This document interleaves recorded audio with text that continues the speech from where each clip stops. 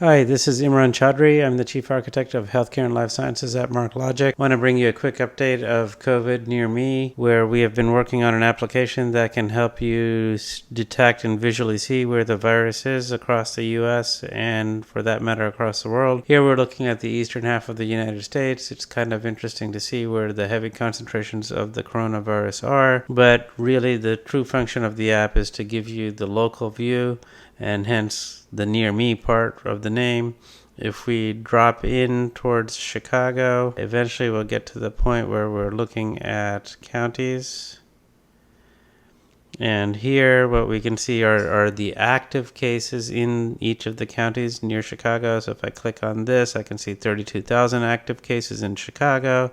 As we move further out, we drop off very rapidly. 2,000 cases, 50 cases, and 11 cases. This is a pretty interesting view, but what we're really shooting for is an even more local view. So as we zoom further into Chicago, at the Chicago level with streets, you can see that there are definitely areas in Chicago from a zip code perspective that are really hot and others that are relatively cold. And in fact, you can continue to zoom in until you get to the point where you're just seeing the center of each of the zip codes. And this is the view that we're trying to get. Of course, if folks use the self-reporting portion of this app, then we can get more data.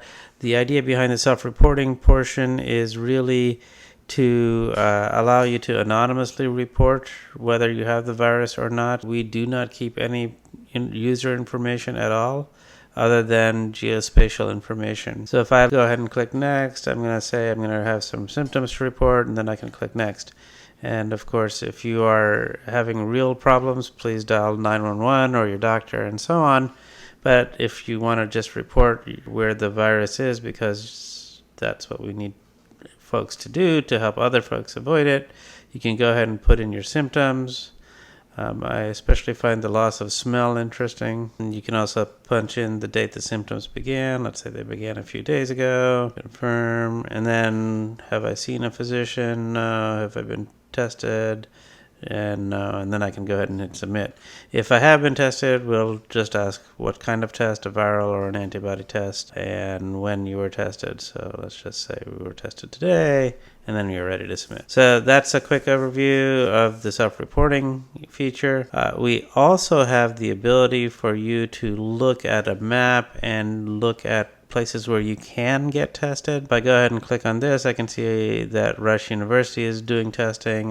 For a little further north, I can see Northwestern Med is doing some testing. If I wanted to get some more information about this, in particular, what happens is you get redirected to our partner, Symphony Health, and they have a lot more information and details about the testing and the procedures and how to go about getting the test done.